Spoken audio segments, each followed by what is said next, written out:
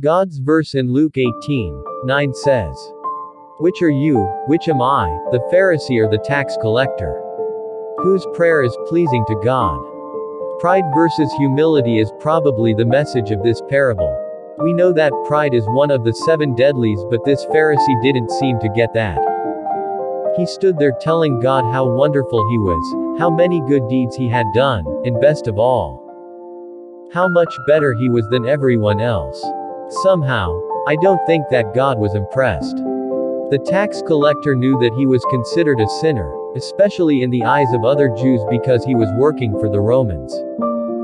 He probably had no idea how much God loved him. Jesus turns the world of the Pharisees upside down by telling them that the prayer of the tax collector was more pleasing to God than that of the self-righteous Pharisee. I bet you know people, I know I do, who put others down in order to feel better about themselves, who judge others by the way they dress, where they live, how much money they have, if they have an accent, or a different color skin.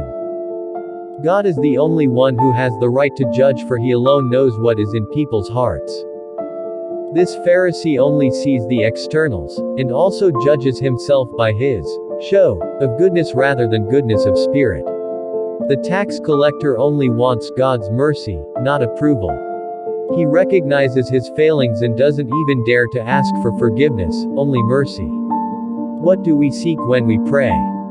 Do we compare ourselves to others in our minds and find ourselves better than them? Or, do we recognize our faults and failings and beg God to make us better people? So, I'm back to the first question, am I a Pharisee or a tax collector?